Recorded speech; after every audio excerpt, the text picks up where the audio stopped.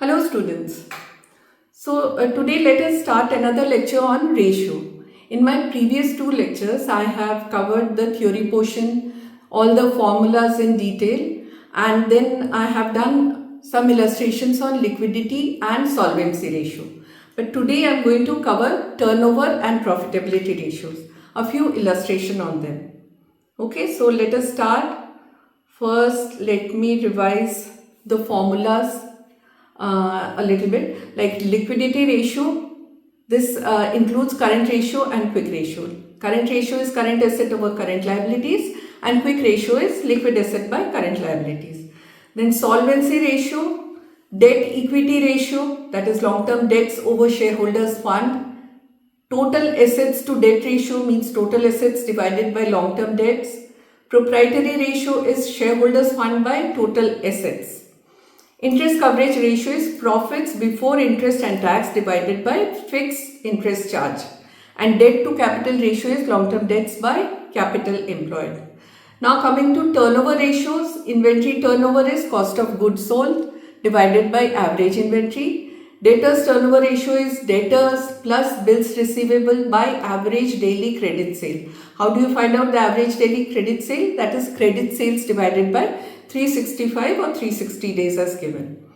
Creditors turnover ratio similarly is creditors plus bills payable divided by average credit purchase per day, and fixed turnover ratio is net sales by net fixed assets, and the working capital ratio will be net sales by working capital. Now coming to profitability ratio, that is gross profit ratio is gross profit divided by turnover into 100, and net profit ratio is net profit by turnover into 100, and return on investment is net profit before interest, tax, dividends by capital employed. So this is the whole scenario of the ratios that we are going to use while doing our illustrations. So the first illustration is on turnover ratios. So given is cash revenue from operations, credit revenue from operations, gross profit 1 lakh, inventory turnover ratio is 5 times. Now calculate the value of closing and opening inventory in each of the following cases. So a few cases are given and we have to find out, calculate the closing and opening inventory. So first is if closing inventory was 80,000 in excess of opening inventory. So first let us write down the cost of revenue from operations we have to find out, because it is given credit sales and cash sales. So cash sales plus credit sales minus gross profit will be the cost of revenue from operations. Okay, so inventory turnover ratio is cost of revenue from operations or cost of goods sold divided by average inventory. So put all the things that are given. The inventory turnover ratio is 5 and cost of revenue from operations we have already calculated, that is 5 lakh divided by average inventory. So average inventory will be 1 lakh. So if we are able to find out the average inventory, so opening and closing inventory, if certain combinations are given, then we are able to derive the opening and closing inventory. So this is first case we'll do, that is closing inventory was 80,000 in excess of opening inventory. So here I have made the calculation. So say that opening inventory is X. Then the closing inventory will be X plus 80,000. So the average inventory formula, if we put X, that is opening inventory plus X plus 80,000 by 2 is 1 lakh. So we calculate X as 60,000. So this is the opening inventory. Now closing inventory will be 60 plus 80,000, that is 1,40,000. Okay. Now the second case is if closing inventory was 3 times that in the beginning. That means if the opening inventory was X, then the closing inventory will be 3X. Okay. So if opening inventory is X, closing inventory is 3X. So X plus 3X by 2 is 1 lakh already given. So we find out X. So X is 50,000 means the opening inventory. So the closing inventory will be 3X is 1,50,000. Okay. 1,50,000. Then the third case is if closing inventory was 3 times more than in the beginning. So the difference between case 2 and case 3 is, case 2 was closing inventory was 3 times that in the beginning. That means whatever was in the beginning, that is opening stock. Now the closing stock is just 3 times, that is 3x. Here it is given 3 times more than in the beginning. So the point to be noted is more than that in the beginning. So opening was x, then closing will be x plus 3x, that is 4x. So in the same way you will calculate 1:4, you will calculate x plus 4x by 2 is equal to 1 lakh. So that comes to closing opening inventory and closing inventory you can easily calculate. Now case 4 is if opening inventory was 1/3 of inventory at the end. So what happens is let closing inventory be x. So opening inventory will be 1/3 of x. So again we will put this in the formula, x plus 1/3 x by 2 is 1 lakh. So x will be 1,50,000 and opening inventory will be 50. So let's move to our illustration number 2, that is the revenue from operation is 6 lakh. Its inventory turnover is 3 times. If gross profit is 25%, calculate its opening inventory and closing inventory. And also opening inventory is 25% of closing inventory. Okay. So let's first write down the formula. So inventory turnover ratio is cost of revenue from operations divided by average inventory. So cost of revenue from operation, let us calculate this. First it is given revenue from operations. So revenue from operations minus the gross profit will be the cost of revenue from operations. So this is 6 lakh minus gross profit is 25% of 6 lakh. So cost of revenue from operation is 4,50,000. Now it is given 3 is the turnover ratio, 4,50,000 by average inventory. So average inventory comes to 1,50,000. Now average inventory means opening inventory plus closing inventory by 2. So opening inventory plus closing inventory comes to average inventory into 2, 3 lakh you can write. Now the opening inventory is 25% of closing inventory. So that means if the closing inventory is x, then opening inventory will be 25% of x. That means 1/4 of x. So the ratio will be 1:4. So if we calculate again, opening inventory is 60,000 and the closing inventory will be 6 4s are 24, 2,40,000. Okay. Moving on to our third illustration. So following is the balance sheet of X Limited. The balance sheet items are given: share capital, reserves and surplus, long-term borrowings, long-term provisions, current liabilities. And on the asset side, non-current assets and current assets. So here a few notes are also given, 1 and 2. Let's read it. First is reserves and surplus 70,000, out of which reserves is 5,000 and profits during the year is 65,000. So what do you mean by this? So 5,000 means that is coming from last year, that is the opening balance, and during the year profits made is 65,000. Now the long-term borrowings is, the nature is 15% debentures. So point to be noted here also. Why is it given 15% debentures? If this is mentioned, you should be knowing, you should have in mind that 15% interest has been paid during the year. Okay, so this profit element includes these items also. So calculate the return on investment. So return on investment formula, first let us write it down: net profit before interest and tax divided by capital employed.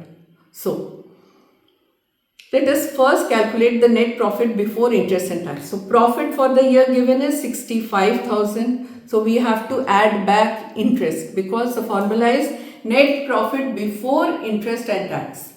So interest is 15% of 1 lakh is 15,000. So you add back the interest. So that is 80,000. Now capital employed, we know that capital employed can be measured under two methods. First we can employ the liabilities method or the asset method. So first method is share capital plus the reserves and surplus plus the long-term borrowings, long-term provisions, 30,000. This is one method. Or the other method is non-current assets plus current assets less current liabilities. That is 3,40,000 plus 2,40,000 less 1,80,000. That also comes to 4,00,000. So you put this in the formula and you get the return on investment. Now illustration number 4. So from the following particulars, determine the amount of gross profit and revenue from operations. And what are the things that are given? You first see, average inventory is 95,000, inventory turnover ratio is 3 times, and gross profit is 25% of revenue from operations. So the point to be noted is, gross profit is always a percentage on cost or sales or revenue. So inventory turnover ratio, first we write down the formula, cost of revenue from operations divided by average inventory. This is 3 times cost of revenue from operations divided by 95,000. So let us find out first the cost of revenue from operation, that is 2,85,000. Now, gross profit is 25% of revenue from operations. So what is the relation between cost of revenue from operations and revenue from operations? So if from revenue from operation you deduct the gross profit, you will get cost of revenue from operations. So we calculated for profit is 25%, means for every goods costing 75 rupees, the sale must have been 100. So in that same way you find out the revenue from operation, that is 2,85,000 into 100 by 75, that is 3,80,000. Okay. So gross profit is revenue from operation minus cost of revenue from operations. Is it clear? So we move on to our next illustration. Sorry. So illustration, a company had liquid ratio of 1.5:1 and a current ratio of 2:1. Its inventory turnover was 6 times and total current asset was 8 lakh.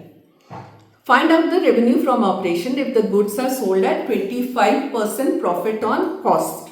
Okay, so now the GP is 25% on cost. So current ratio 2:1 is current asset by current liabilities. Current asset given is 8 lakh, so current liabilities will be 4 lakh.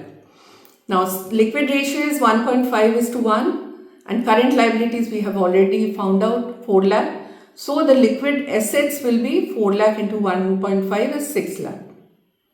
So from current asset, we also know that the difference between current asset and liquid asset are the inventory portion or the prepaid expenses. So if we deduct current asset and deduct current quick asset or liquid asset from current asset, we get the inventory.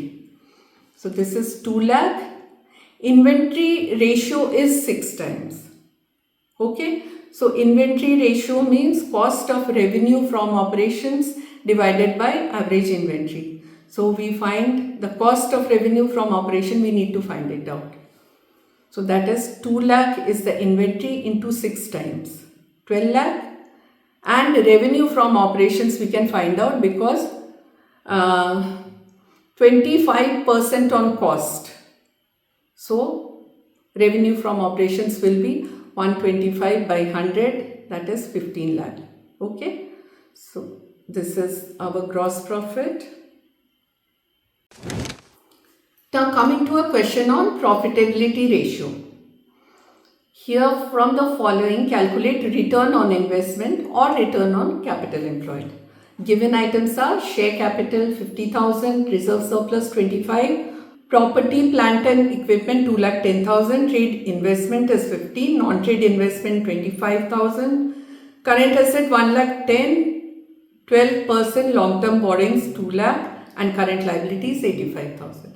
Net profit before tax is 60,000. So return on investment, first we need to write down the formula so that you are able to understand what are the calculations that need to be done.